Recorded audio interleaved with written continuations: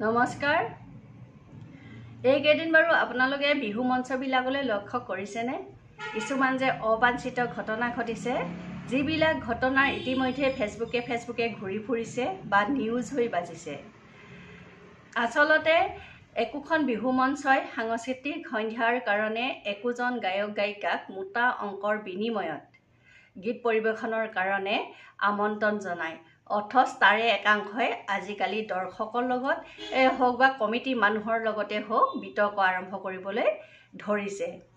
এসময়ত কিন্তু ডক্টৰ ভূপেন হাজৰিকাকে ধৰি অন্যান্য যিসকল পুৰণা কণ্ঠশিল্পী আছিল, গায়ক গায়িকা আছিল, তেওঁলোকে কিন্তু শ্ৰোতাক যথেষ্ট সমীহ কৰিছিল, যথেষ্ট সন্মান কৰিছিল। ডক্টৰ ভূপেন হাজৰিকাইতো দৰ্শকক তেওঁৰ গীতৰ সভাৰ প্ৰধান অলংকাৰ বুলি কৈছিল, সেৱা কৰি গীত পৰিৱেশন কৰিছিল। কিন্তু আজিকালি একাংশ গায়ক গায়িকাই দৰ্শকক একেবাৰে নমনা হ'ল, বেলেগ গ্ৰহ প্ৰাণী বুলি তেওঁলোকে অপমান কৰিবলৈও কুণ্ঠাবোধ নকৰা হ'ল। সেয়েহে আমি এনেধৰণৰ অবাঞ্ছিত ঘটনা দেখিবলৈ পাইছোঁ।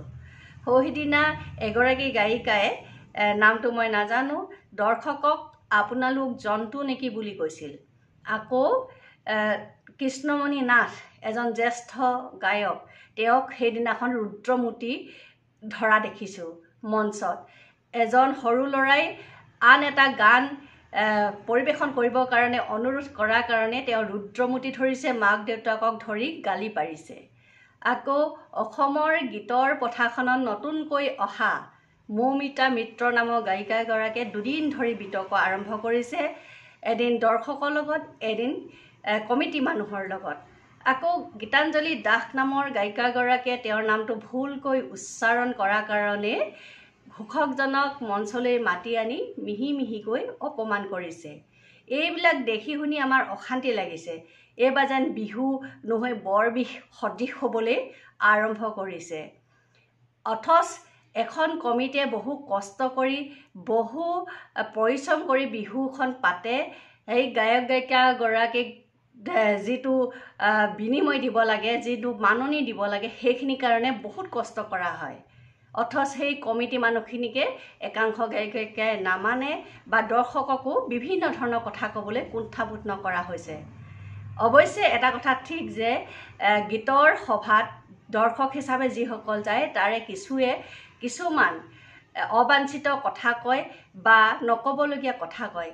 সেইখিনিক কিন্তু ওলাই কৰিব লাগিব। যিহেতু তেওঁ টকাৰ বিনিময়ত সেই গীত গাবলৈ গৈছে, টকাৰ বিনিময়ত সেইখন মঞ্চত গীত পৰিৱেশন কৰিবৰ কাৰণে তেওঁ গৈছে। গতিকে দৰ্শককো তেওঁ মানিব লাগিব। সেই সময়খিনিত খুব শান্ত হৈ, খুব নম্ৰ হৈ, খুব সংযত হৈ গীত পৰিৱেশন কৰিব পাৰিব লাগিব।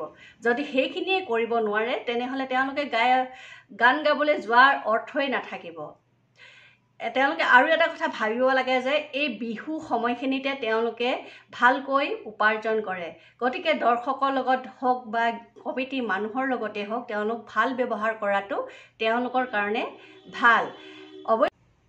গতিকে তাকে নকৰি নিজকে অন্যান্য দেখুৱাবৰ কাৰণে, নিজকে আনতকৈ বেলেগ দেখুৱাবৰ কাৰণে কিছুমান বিতৰ্ক আৰম্ভ কৰিছে আৰু তাৰ কাৰণে তেওঁলোক ভাইৰেল হৈছে আৰু এই সময়খিনিত তেওঁলোক চৰ্চিত হৈ পৰিছে। গতিকে ৰাইজে কথাখিনি বিবেচনা কৰাটো উচিত। ধন্যবাদ।